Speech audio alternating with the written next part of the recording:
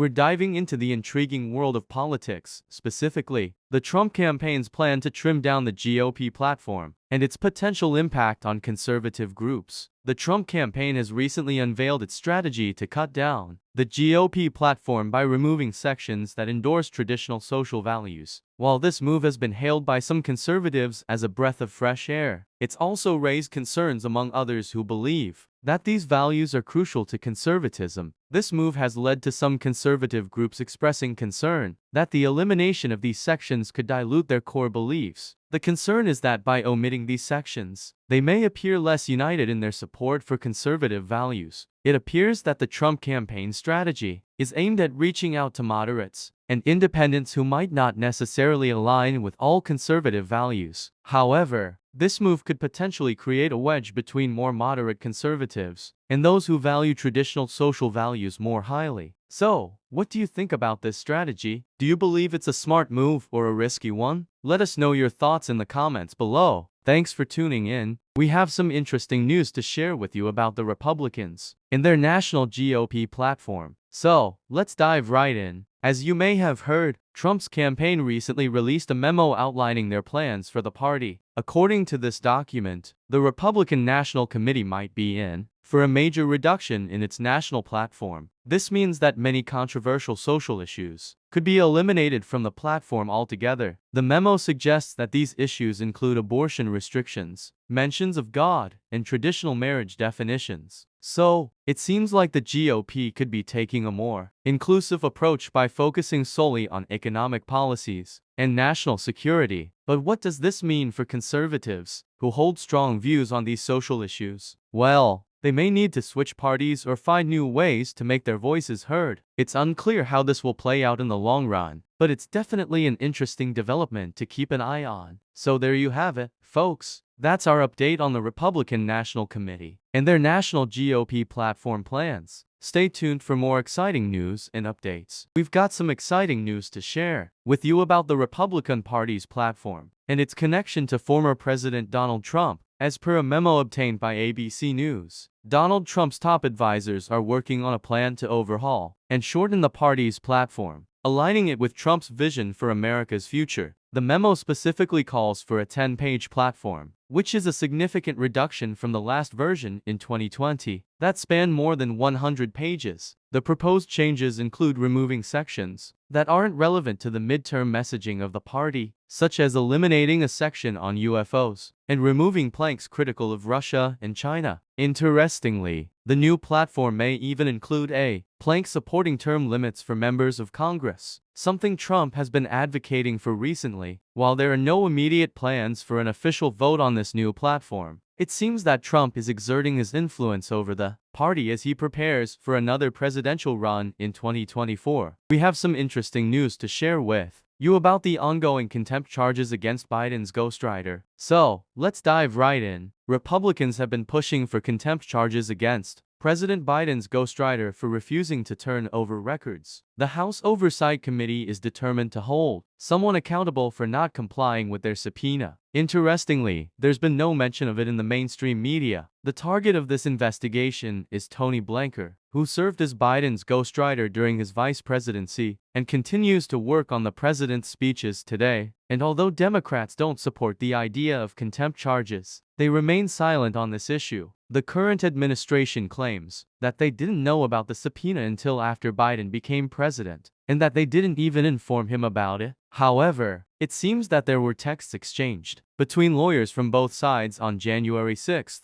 2021, suggesting that Biden knew about the subpoena before he was inaugurated. What do you think about this situation? Let us know your thoughts in the comments below. And if you enjoyed this video, don't forget to give it a thumbs up and hit that subscribe button for more updates and news like this one. Thanks for tuning in, and we'll see you in the next one. Hey everyone, welcome back to my channel. Today, we're discussing a hot topic: North Dakota Governor Doug Burgum's criticism of President Joe Biden's ability to serve as commander-in-chief. Now let me be clear, I'm not a fan of bashing our current president, but Governor Burgum's recent comments about Biden's mental fitness have raised concerns about the respect and dignity we should show to our nation's leaders. Governor Burgum questioned Biden's suitability for office, calling him not capable of being commander-in-chief. This led to a backlash from some in the Republican Party and sparked discussions about Biden's age and health. It's worth mentioning that former President Trump was 70 when he took office in 2017, while Biden was 78 when he was elected in 2020. It seems like some people are using age as an excuse to question Biden's fitness for office, which is concerning. We need to remember that respect and dignity are key when it comes to our leaders. So, folks, let's focus on supporting our president and treating all political figures with the respect they deserve. After all, they represent us and our country. We've got some intriguing news to share with you from a recent CBS News poll. Get ready to hear what 72% of voters had to say about Joe Biden's second-term candidacy. Mark your calendars, folks, because on May 23rd, a CBS News poll will reveal the opinions of 1,000 registered voters on whether or not Joe Biden should run for re-election. And it seems that most Americans are against it. That's right, a whopping 72% of voters say Biden shouldn't be running for a second term in office. This is a pretty significant majority, and it's worth paying attention to. It looks like the majority of Americans are not in favor of another Biden presidency. Stay tuned as we continue to follow this story and bring you more updates. We have some interesting news to share with you about the Biden administration. According to a recent poll by Quinnipiac University, only 39% of Americans approve of Joe Biden's job performance. Let's dive into the details. When asked if they support Joe Biden's presidency, 54% of Democrats say yes, while 41% say no. Interestingly, independents are divided almost down the middle, with 82% not in favor and 17% in support. On the other side of the political spectrum, Republicans are united in their opposition to Joe Biden's presidency, with a whopping 90% not in favor. Now, let's talk about what Joe Biden has done that Americans believe he should be proud of. A significant 68% of Democrats and 26% of independents agree that he should be proud of his decision to withdraw troops from Afghanistan. However, only 7% of Republicans share this view. As for what Americans think Biden shouldn't be proud of, only 9% of Democrats and 26% of independents agree that he shouldn't be proud of his handling of the pandemic. On the other hand, a staggering 80% of Republicans share this opinion. We're diving into an interesting study that compares the level of support for Trump and Biden among their respective parties. Interestingly, the report suggests that Trump has stronger backing among Republicans than Biden does among Democrats. According to the study, 85% of Republicans say Trump should be running for president, which is a significant decrease from 2020 when 90% held that opinion. However, when it comes to Democrats, only 43% want Biden to run again, compared to 87% in 2020. On the fence, we have independents. 46% don't want him to run again versus 54% in 2020. Now, here's where things get really intriguing. A whopping 93% of Democrats say Biden should be running again. In contrast, only 56% of Republicans don't want him to run again. And as for the middle group, yep, you guessed it, independents are split. 43% don't want Biden to run again versus 47% in 2020. So there you have it, folks, an insightful comparison of support for Trump and Biden among their respective parties.